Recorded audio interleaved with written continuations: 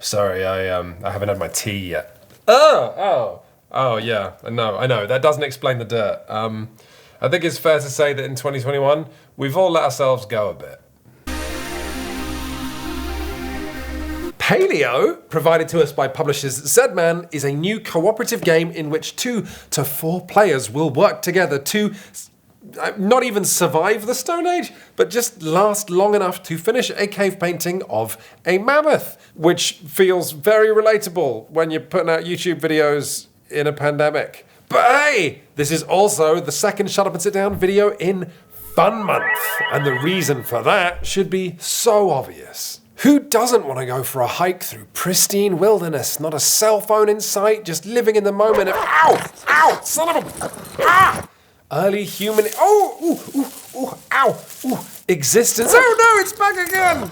Okay, maybe the reason we're reviewing Paleo for Fun Month isn't so obvious. Things that have happened to me in this game include getting lost in the snow and never seeing my friend again, the entire tribe getting ravished by a hot new disease, and me ending up flat on my back after eating some bad berries and tripping balls, which doesn't sound so bad, except that was the day that I was supposed to help my friend to hunt a wolf. Ooh, son of a gun, where's Quiz? So I'll just make a quick statement. The reason we are reviewing Paleo for Fun Month is just because it's real fun to play. So, Paleo ships with this enormous deck, which in turn contains 7 levels for you and your friends to battle your way through, an amount of content that feels neither generous nor ungenerous for the game's asking price of 50 quid. But whichever level you play, you're always going to put out this sort of smorgasbord of boards. This fabulous Stone Age IKEA shelving unit shows what tools your tribe has invented, although it'll mostly start empty because you're dim. Ooh. There's this marvellous 3D graveyard where you'll put deadly wildlife you've nobly slain, and also your friends. This board shows how you win and lose the game. And in a terse summation of the human experience that I actually quite like, it's a race between art and depression. By failing to protect your tribe, you collect skulls, representing grief, and when you fill this, the players lose. But if you achieve great things, like someone carving a thing that looks kind of like a human, I guess, please Barry, please stop showing me that thing, you steadily daub more of this mammoth onto the wall, and when it's complete, all the players win the level. And once this is all set up, you're free to enjoy Paleo's exceptionally strong opening. Every player who's playing the game receives 2 special cave people with their own items and their own skills, and then you're going to take that level's deck, representing the wilderness around your tribe, but also footprints you might find and dreams you might share, and you're going to divide this deck equally, and then you tell your friends that this chunk of the deck that you've given them is their own personal repository of secrets and dangers and opportunities to explore. And they can even look at all the card backs to see what kind of a day they've got coming up. Then, when you actually start playing, you all deal yourselves 3 cards from the top of your deck and simultaneously all decide where you're going to go, placing the other cards back on your deck in the order of your choice. Then at the same time, you all flip and see what you found, or has found you. Figuratively or literally, you are now in the teeth of the game. Every card that everyone finds will have different options of how you can interact with it. I have found a wild boar, which means if I have enough strength, I can murk it and get meat and hide. At the same time, the other player here found a berry bush, and they can spend some cards off their deck to get some berries, or they can absolutely rinse it, getting loads of food and wood, but sending it to the graveyard forever. Meanwhile, our other friend here found some foreign hunters, and it looks like if we give them a pork, they'll give us a secret. But there's another option. This option is called Teamwork, and by choosing this, you can essentially ignore the card you've found to go and use your skills and equipment and humans, aka your injury repositories, to help someone else with their discovery. Then, after about maybe 60 seconds of discussion, you and your friends will have decided how to distribute your labor. You'll have taken some resources and dragged them back to your shared cave. Then you're going to have taken those cards you found. They'll either go in the graveyard or the discard pile. And you go again. Every player is going to draw the next 3 cards off the top of their deck, decide where they're going to go. You're all going to put those cards you've chosen in the middle, and you flip again, resulting in another bouquet of surprises and discussion and resources and rewards and opportunities and arguments. And I am going to pause the teach here for 2 reasons. The first reason is that's almost all of Paleo's rules anyway. That's the structure. You just choose cards, flip cards, decide what you're going to do with them, and then move on. The other reason I'm pausing the teach here is because I need to tell you that this system belongs in the Stone Age. Because it rocks. This card flipping system is like the heartbeat of Paleo. Every 1 or 2 minutes, you get this infusion of not blood, but of humor and curiosity and excitement as you turn these cards over. And it's all about how information is presented on them. The fact that all the cards have an evocative illustration and a short name means that at the moment you turn them over, everybody can laugh or groan together at the same time in this juicy, unifying moment. And this is why your very first plays of Paleo are such a delight, because you have no idea what to expect. Okay, we're going to do it, everybody. We're going to take on the wolf. 3, 2, 1. Oh, no, I do not know how to feel about this. But personally, what I like the most about this system is it fits the theme of humans exploring their environment like a key in a lock.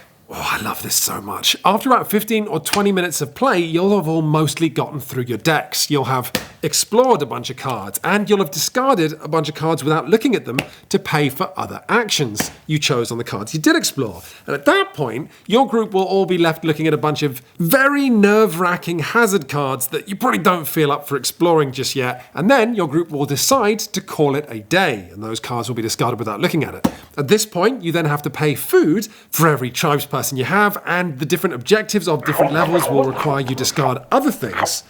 But at that point, you've probably guessed what's coming next. Day 2 of the level begins, and you're going to take all the cards you discarded, both face down and face up, and shuffle them and distribute them to players again to go again. But remember, that deck is going to be shuffled differently this time. And also, you didn't even see everything in it the first time, so you're not totally prepared. It's still going to be immensely surprising. But now, you have a bit of foreknowledge. You have a lot of superstition as well. And that is going to make the discussions of which cards to visit so much more interesting. Oh yeah, did you go to these footsteps? I think I did follow those footsteps. Yeah, the guy at the end is real mean.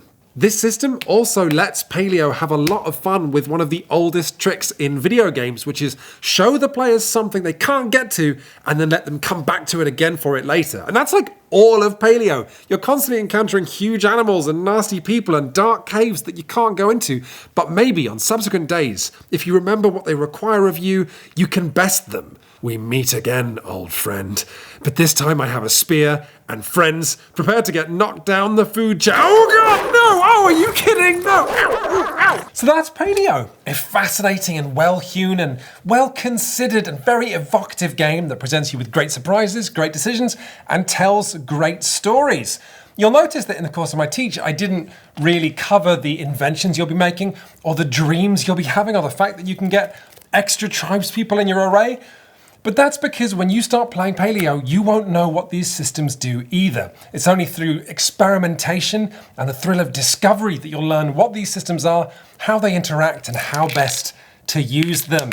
I like Paleo a lot. I had a tremendous amount of fun playing it, but I do have some criticisms. First off, Paleo's rules have a lot in common with the psyche of your average British man. Smiling and simple on the outside, close to implosion on the inside. Games that have simple rules but then have loads of extra rules printed on cards, so the longer and longer you play, the more legal tagliatelle gets dolloped onto your plate, need absolutely watertight manuals so that players don't encounter rules conflicts and get confused. This is why Fantasy Flight Games, the absolute masters of this, are extraordinarily careful when writing rules on their cards, and it's why their games come with glossaries in addition to the manual.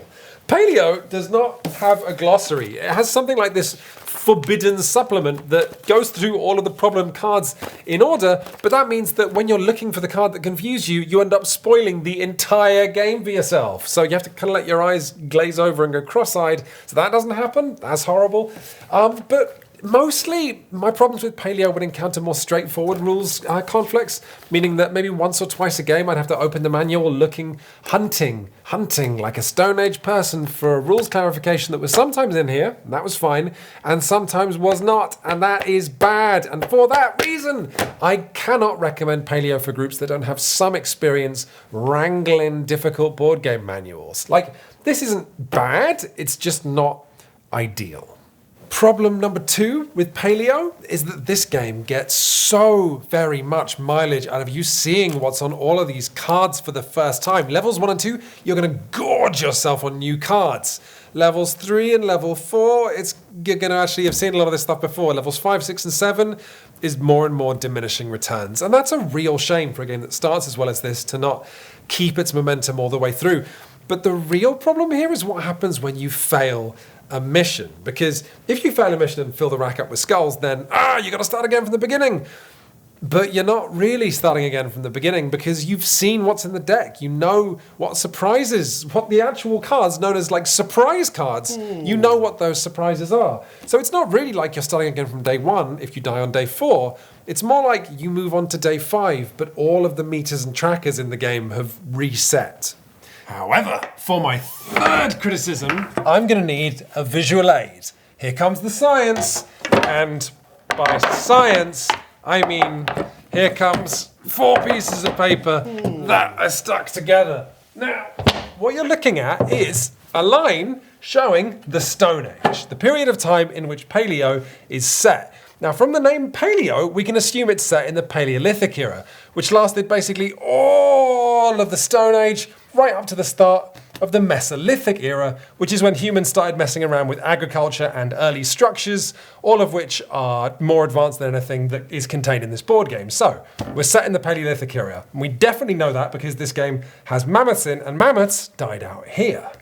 Now, you'll also notice that everyone you play in Paleo is white. Not even just white, like they're Crowder and Mumford & Sons gig white. Paleo has 5 redheads and 0 people of color. Now, would any of you watching this like to guess at what point in the Paleolithic era the light skin gene became dominant in Europe? In other words, when European settlements began looking like this?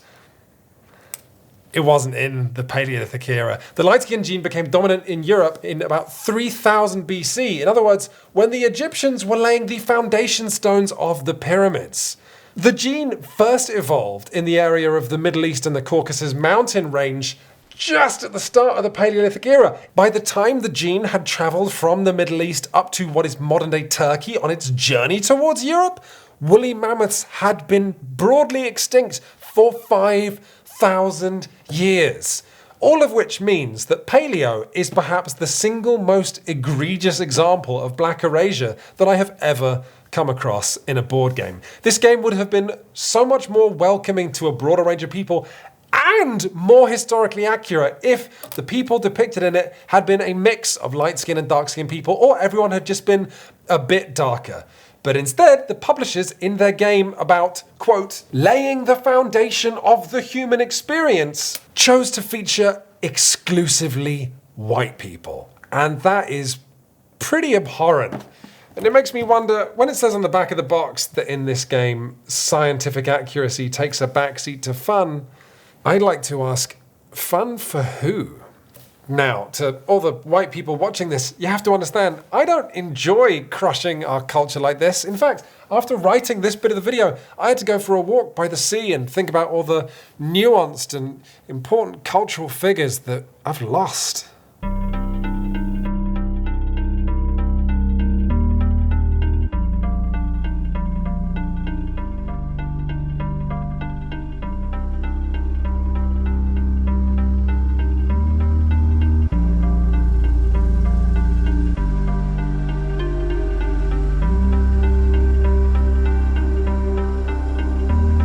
So that's Paleo, and there's proof that Shut Up and Sit Down can find something to bum you out about, even in a game about cartoon cave people and little wooden beefs.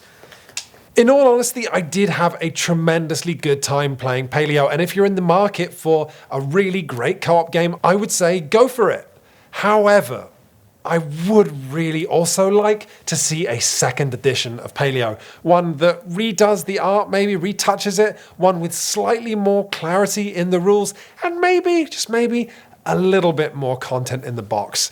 Now, I would imagine that you're not sure what to take away from that conclusion. Should you buy Paleo or not? Oh, if only there was somewhere you can try it. Well, actually, you can. You can try it. You can play it legally on Tabletopia.com. You can get some friends in there, play online, and you can try the first level or two before you spend any money. Thanks for watching, everybody. If you're new to Shut Up and Sit Down, we publish board game reviews every week, always trying to find the newest and best.